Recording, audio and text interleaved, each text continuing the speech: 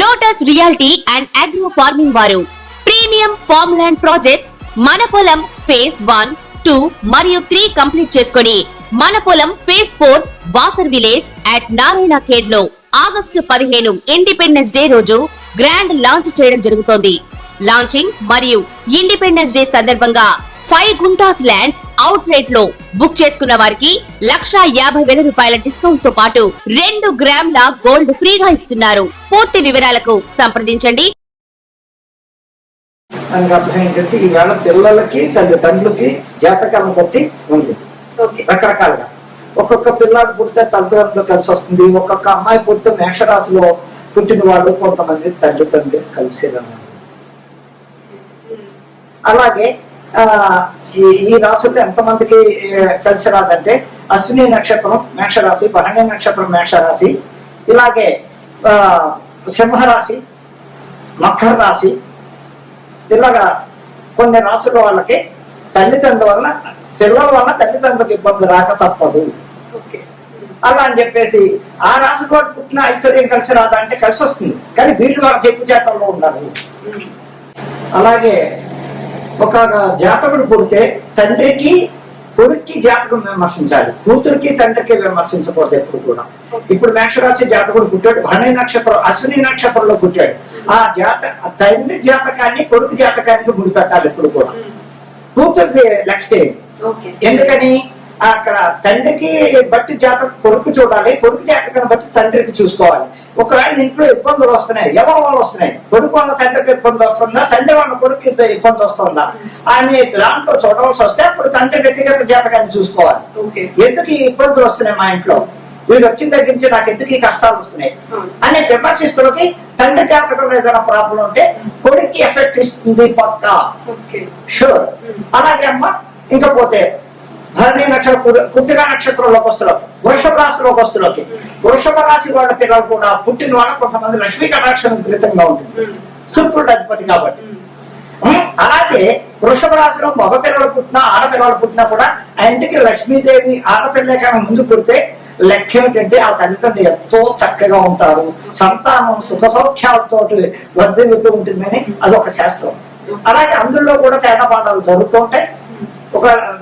ఒకటి ఏమంటే మా పిల్లలు ఎదుకొస్తున్నారు, ఎక్కడ ఏ రకంగా చేసినా కూడా వీళ్ళ చదువు సంఖ్యలో మమ్మల్ని ఇబ్బంది పెడుతున్నారు, ఏమిటి దీనికి కారణం అంటే అక్కడ వీళ్ళ వ్యక్తిగత జాతకాలు చూసి చెప్పాలి. ఎలాగా నా కొడుకు ఎదుగు వచ్చాడు, చదవడు పెంకుదానంగా రోడ్ల మీద ఎదుగుతున్నాడు అంట్లోకి అక్కడ జాతకానికి వెళ్ళిపోవాలి. ఆయన పుట్టిన టైము డేట్ ఆఫ్ బర్త్ చూసి చక్రం చూసి ఏది నడుస్తుంది, శని మహాదశ, రావు మహాదశ, చంద్ర మహాదశ, లేకపోతే శుక్ర మహాదశ, గురు మహాదశ, ఇన్ని రాశుల్లో ఏ దశల్లో ఈ అబ్బాయికి తల్లిదండ్రులకు ఇబ్బంది పడుతుందంటే 3 వాటికి ఇబ్బంది కలుగుతుంది. ఏమిటయ్యా, శని మహాదశలో చాలా డబ్బులు పడతారు తల్లిదండ్రులు కొడుకు జాతకంలో. అలాగే రావు మహాదశ ఇంకా డబ్బులు పడతారు, ఆ అబ్బాయికి యాక్సిడెంట్లు అవ్వచ్చు, రకరకాల ఇబ్బందులు అవచ్చు, లేకపోతే వేరే వేరే ఎవరితోటైనా అమ్మాయిలతో ఇబ్బందులు వీళ్ళకి ఇబ్బందులు కూడా తీసుకురావచ్చు, లవ్ అఫేర్ లో పడవచ్చు, రకరకాల ఆ దశలు అలా ఏర్పిస్తూ ఉంటాయి తల్లిదండ్రులు. అందువల్ల కూడా తల్లిదండ్రులు క్షోభపడుతూ ఆ అబ్బాయికి తగిన దానికి చేయవలసిన జపాలు కానీ హోమాలు కానీ లేకపోతే తెలిసిన జ్యోతిష దగ్గరికి వెళ్ళి నా కొడుకు జాతకం ఏంటండి, దాని పరిష్కారం ఏంటి, రెమెడీ అనేది పాయింట్. అలాగే ఇక మిథున రాశి వచ్చేసరికి మిథున రాశి అంటే వృషభ నక్షత్రం అవచ్చు, గుణోత్సవ నక్షత్రం అవచ్చు, ఆరుద్ర నక్షత్రం. ఇందులో ఏ మిథున రాశిలో పుట్టినా సరే వాళ్ళకి పుట్టిన తల్లిదండ్రులకి ఎంతో అదృష్టం. ఆడ మగ ఎవరైనా సరే పుట్టుకలోంచి వీళ్ళు కూడా శ్రద్ధాభక్తులతో ఉంటారు, అల్లచెల్లరుగా ఉంటారు. ఎక్కడో 1000 పొక్కల్లో ఇద్దరు ఉంటారు కాదని, కానీ పూర్తిగా వీళ్ళు చదువు సంజయం మీద ఎక్కువ చూపిస్తారు. తల్లిదండ్రులు అంటే ప్రేమహత్యాలు చూపిస్తూ ఉంటారు. చెప్పినట్టుగా చక్కగా తల్లిదండ్రులకు అనుకూలమైన పద్ధతులు ఆడైన మొగైనా చక్కగా ఉంటారు. అలాగే కర్కాటక రాశి దగ్గరకు వస్తున్న పెంకితాను ఆడైనా మొగైనా తల్లిదండ్రుల మాట వినరు. చెట్టయితే అమ్మాయి ఇంట్లో చెప్ప చేయకుండా డబ్బులు వాళ్ళ చెప్పకుండా ఇంట్లో మడుగుపోవడం, రోడ్లు జొలాయిగా తిరగడం అనేక రకాలుగా జరుగుతుంటే కర్కాటక రాశి వల్ల కూడా తల్లిదండ్రులు విపరీతమైన ట్రబుల్స్ ఉన్నాయి.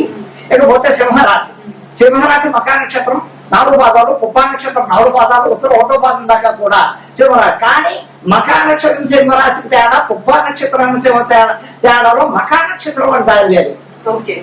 అక్కడ చాలా తీర్చలు చాలా పద్ధతి ఉంటాయి. అదే పుబ్బా నక్షత్రం సింహరాశి వస్తువులకి చాలా చండాలంగా ఉంటే పరిస్థితి. అంటే వాళ్ళ స్వతంత్రమే, ఎదుటి వాళ్ళ తల్లిదండ్రుల్ని పట్టించుకోరు. ఉత్తరా నక్షత్రం సింహరాశి దగ్గరికి వస్తున్న వాళ్ళు కొంచెం పద్ధతి మెయింటైన్ చేస్తారు. అలాగే తల్లిదండ్రులకి ఎవరి వల్లయ్యా ఈ సింహరాశులు అంటే మఖా నక్షత్రం సింహరాశి వాళ్ళు కొంచెం అందుబాటులో ఉంటారు, మిగతా వాళ్ళు అంత అందుబాటులో ఉన్నారు అని నేను ఖచ్చితంగా చెప్తున్నా. ఇంకపోతే సింహం కన్యా రాశిలో కూడా పిల్లలు బుధుడు అధిపతి అయిన వాళ్ళు కూడా చాలా పద్ధతిగా ఉంటారు, చాలా చక్కగా చదువు సమయంలో కానీ అన్నింటిలో వృద్ధిలోకి వస్తుంటారు. మధ్యలో దశలు వల్ల రాహు దశ సింహదశ కుజమహాదశ వచ్చిన వాళ్ళ కొంచెం ఇబ్బందులు పడుతూ ఉంటారు, కానీ తల్లిదండ్రులకు ప్రాబ్లమ్స్ రావు. ఇంకా తులారాశి వాళ్ళు పిల్లలు ఆడైనా మగైనా ఇంకా అదే ఆడపిల్ల పుడితే ఆ ఇంట్లో భోగభాగ్యం. కానీ చిన్నప్పటి నుంచి తల్లిదండ్రులు ఇబ్బందుల్లో ఉంటారు ఆ రాశి వాళ్ళకి, అర్థమైనా? కానీ వీళ్ళే ఆడపిల్లైనా మొగరాయినా కష్టపడి తల్లిదండ్రులు ఆదుకుంటుంది, అన్నా చెల్లెళ్ళు ఆదుకుంటుంది, తమ్ముడు ఉంటే తమ్ముడిని ఆదుకుంటుంది, కష్టపడి పైకి తీసుకొస్తారు. తులారాశి వాళ్ళు ఆడపిల్ల అవుతాయి. అలాగే మగవాడైనా సరే స్వాతి నక్షత్రం తులారాశిలో పుట్టిన వాళ్ళకి రాహు అధిపతి దుర్గాది, అదే విశాఖ నక్షత్రం తులారాశిలో పుట్టిన వాళ్ళకి గురువు అధిపతి. అలాగే కానీ ఏదైనా తులారాశి వాళ్ళకి హెల్పింగ్ ఎక్కువ ఉంటుంది, నా బంధుత్వం అనేది ఎక్కువ వాళ్ళకు ఉంటుంది వాళ్ళలో.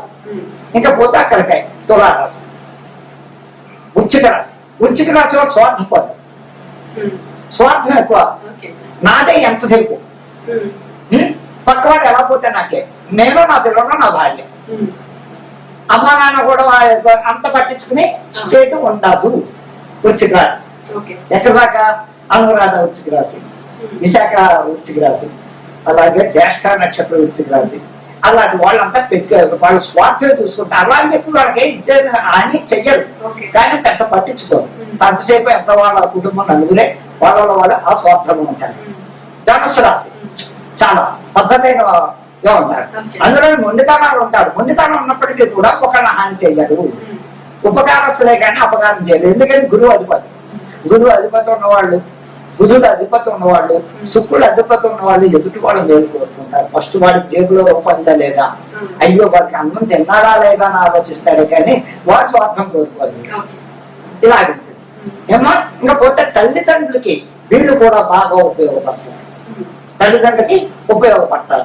అలాంటి అదేంటంటే మాకు తెలిసిన వాళ్ళు చాలా మంది ధనుసు రాశి వాడు వాళ్ళ అమ్మని ఇబ్బందులు పెడుతున్నారు, నేను ఎంతో మందిని చూసేవాళ్ళు అంటే అనొచ్చు కాదని నేను దానికి అక్కడ పాపం పిల్లలకో తల్లిదండ్రులకో దశలోనో ఎందులోనో ప్రాబ్లం వచ్చినప్పుడు అప్పుడు తప్పకుండా ప్రాబ్లం అనేది వస్తుంది, వచ్చి తీరుతుంది. అలాగే ఇంకా మకర రాశి అధిపతి శని, వాళ్ళు ఎలా ఉంటారంటే మొండి జగమ్మండి, వాళ్ళే కానీ శ్రవణ నక్షత్రం మకర రాశి, ధనిష్ట నక్షత్రం మకర రాశి, వీళ్ళంతా పూర్వాషాఢ ఉత్తరాషాఢ నక్షత్రం మకర రాశి వాళ్ళు వీళ్ళంతా ఎలా ఉంటారంటే మొండి జగమ్మండి. వాళ్ళ చూస్తేనే అమ్మ చెప్పింది నాన్న చెప్తారు, ఇంకో లెటర్ వాళ్ళు అనుకోవడం అయిపోవాలి. అక్కడ ఏదైనా వీళ్ళ తప్పు చేసి కూడా వాళ్ళ అమ్మ మీద నాన్న మీద అడుగుతారు, నీ వల్లే మాకు వచ్చింది, నేనేం తప్పు చేశానని అంటారే కానీ వాళ్ళు నిజగొప్పుకోరు. అలాగే కుంభరాశి శతభిషం కుంభరాశి, ఉత్తరాభద్ర కుంభరాశి, ఇందులో కూడా శతభిషం కుంభరాశి వాళ్ళు కూడా మాక్సిమం తల్లిదండ్రులకు ఉపయోగపడి కూడా చాలా మంది ఉన్నారు, నోరెత్తకుండా ఉన్న వాళ్ళు ఉన్నారు. కొంచెం ఇదిగా కానీ సెటిల్మెంట్ లో నెంబర్ 1 స్థానంలో ఉంటారు. శని నడుస్తున్నా, రాహు నడుస్తున్నా పొజిషన్ లో బాగుంటారు, వ్యక్తిగతంగా ఆలోచిస్తే పొజిషన్ లో బాగుంటారు. అలాగే ఇంకా మీనరాశి దగ్గరకు వస్తున్నారు చాలా మెత్తగా ఉంటారు, అతి తెలుగుగా దెబ్బ కొడతారు, మంచిగా ఉంటారు, తెలివిగా ఉంటారు, ఎక్కువ ఎవరితో మాట్లాడరు, సైలెంట్ గా ఉంటారు, వాళ్ళు చేసుకోవడం వాళ్ళు చేస్తారు. ఇంటికి వస్తారు ఏం జరిగిందో దగ్గర నవ్వుతూ ఉంటారు, మనం ఏదో అనుకుంటున్నాం ఇంట్లో వ్యక్తులకు లేదే విధంగా. కానీ వాళ్ళ వల్ల కూడా తల్లిదండ్రులకి మంచి జరుగుతుంది కానీ కీడు జరగదు. ఇదమ్మా 12 రాశుల్లో వచ్చిన తల్లిదండ్రులకి కొన్ని రాశుల వల్ల ప్రాబ్లం, కొన్ని రాశుల వల్ల లాభాలు ఉన్నాయని ఖచ్చితంగా నేను ఛాలెంజ్ చెప్తున్నాను. అలాగే పోతే వృషభ రాశికి అధిపతి ఎవరు? శుక్రుడు. అలాగే దేనికి నక్షత్రాన్ని కలిసి చూసుకుంటే శుక్రుడు మహాలక్ష్మి ప్రభు. వాళ్ళు ఎవరు చేయాలి? ప్రతి శుక్రవారం పాటించవలసింది ఏంటంటే లక్ష్మీదేవికి చక్కగా గుడికి వెళ్ళలేకపోయినా ఇంట్లో లక్ష్మీదేవి ఫోటో పెట్టుకుని కుంకుమార్చన చేసుకుని బెల్లంతో చేసిన పాయసం, బియ్యం బెల్లం పాలతో చేసిన పాయసం అంటే లక్ష్మీదేవి చాలా ప్రీతి. అలా చేసుకోవడం వల్ల కూడా వీళ్ళు వృద్ధిలోకి వస్తూ ఉంటారు చక్కగా. అలా అని చెప్పేసి మధ్యలో గ్రహాలు బాగోనప్పుడు కూడా వాళ్ళకి ఇబ్బందులు వచ్చినా దాని తగ్గ చేసుకోవడం వల్ల కూడా చక్కగా పైకి వస్తారు. లక్ష్మీ కటాక్షం వాస్తవం. తల్లిదండ్రులు భూములు చక్కగా ఆస్తులతో తొలుతూ ఉంటారు. అలాగే అందరికీ రావాలని లేదు, జాతక చక్రంలో పడ్డ దాన్ని బట్టి ఐశ్వర్యం ఉందా లేదా చెప్పాలి. కానీ ఇంకా భరణి నక్షత్రం వాళ్ళ అందరికీ లక్ష్మీ కటాక్షం ఉంటుంది, వాళ్ళు తొలుతుంటారని చెప్పకూడదు.